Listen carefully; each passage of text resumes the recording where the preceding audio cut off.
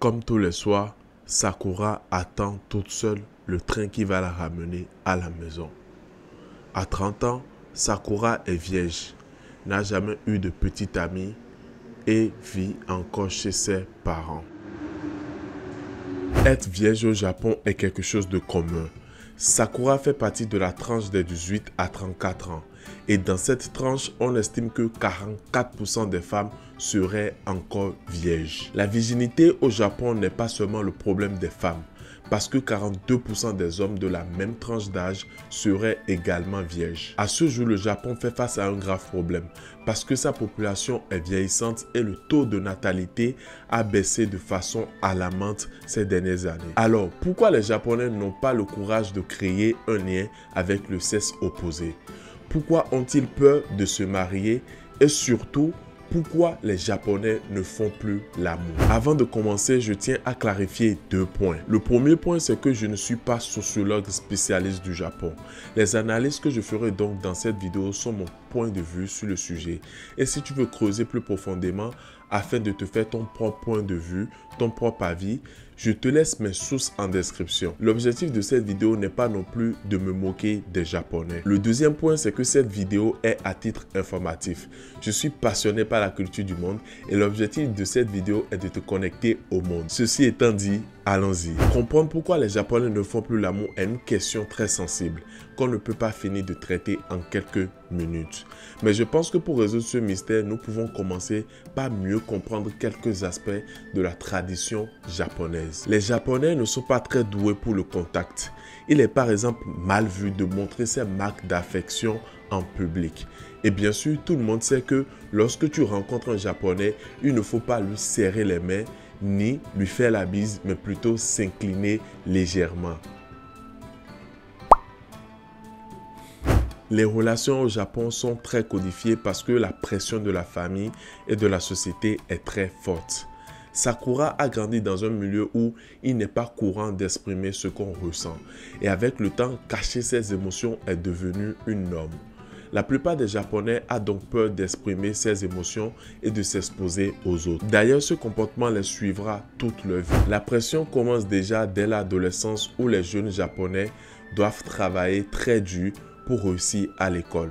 À force de rester focalisés tout le temps sur le seul aspect de se garantir une carrière professionnelle plus tard, ils passent à côté de certaines choses, comme les amoureux de lycée que peuvent vivre la plupart des adolescents de leur âge, comme en France par exemple. Une étude a montré que les adolescents au Japon étaient moins susceptibles d'avoir des amours de jeunesse, parce que 36% des garçons et 58% des filles de 16 à 19 ans ont déclaré être indifférents au sexe. Oui, tu m'as entendu, des adolescents qui sont indifférents au sexe. Ces adolescents ne vont pas changer de manière de penser en grandissant, ce qui explique pourquoi plus de 40% des jeunes de 18 à 35 ans n'auront pas de relations sexuelles. L'indifférence au sexe aura une plus grande conséquence sur la vie de couple marié de certains Japonais. Enfin, pour ceux qui auront la chance de se marier. Mais ne t'inquiète pas, nous reviendrons sur le mariage dans la suite de cette vidéo. Depuis leur enfance jusqu'à l'adolescence, les Japonais n'ont donc pas la chance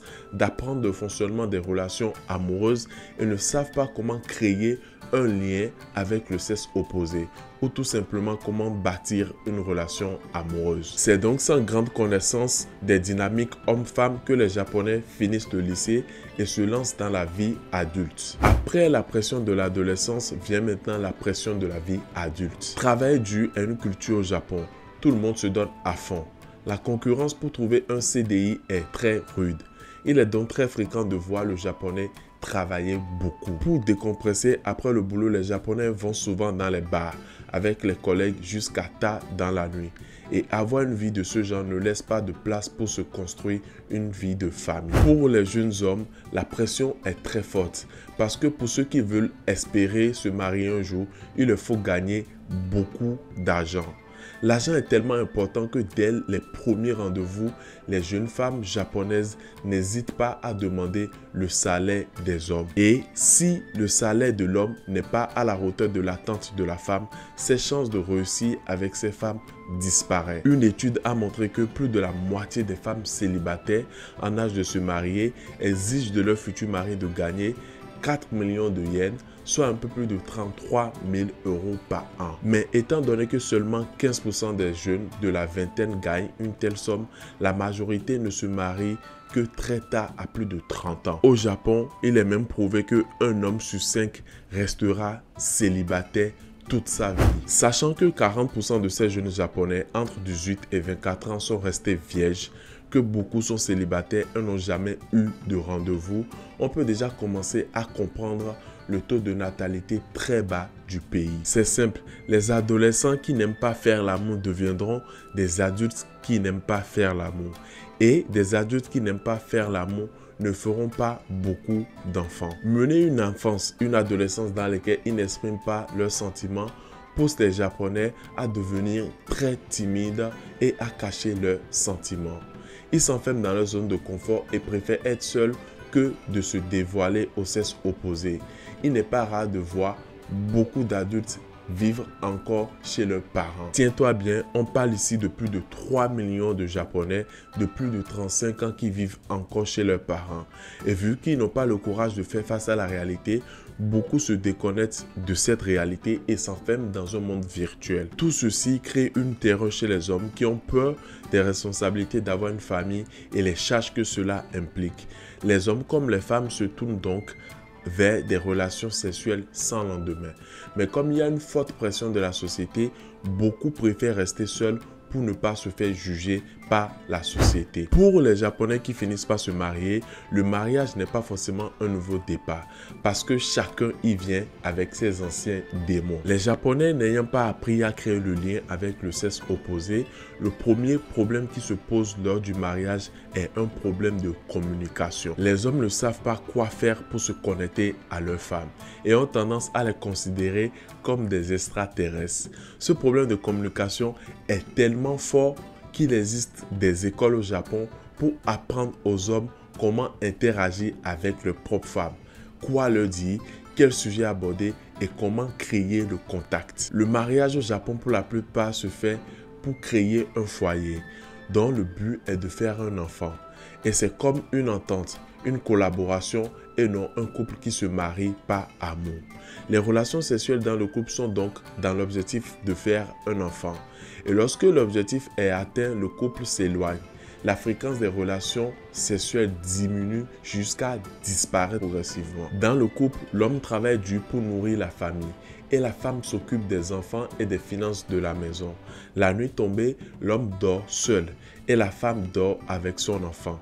Chacun dort donc dans son coin. On estime que près de la moitié des couples mariés ne font plus l'amour. La population japonaise est vieillissante et on estime que si les naissances continuent à baisser, le Japon pourrait perdre 40 millions d'habitants d'ici 2060. La population passera donc de 127 millions aujourd'hui à 87 millions en 2060. Aujourd'hui, 10% des Japonais a déjà plus de 80 ans et on peut dire que le temps n'est pas le meilleur allié des Japonais. Dans une société du 21e siècle où la technologie prend de plus en plus de place, où nous pouvons nous contacter sans faire le moindre effort, voir le Japon faire face à ce grand problème où les hommes et les femmes vivent ensemble mais sans se retrouver devrait nous rappeler que la ressource la plus importante est l'homme et que toute technologie servant à mieux nous connecter au monde peut devenir l'outil qui nous éloigne les uns des autres. Et au lieu de penser que ce qui arrive au Japon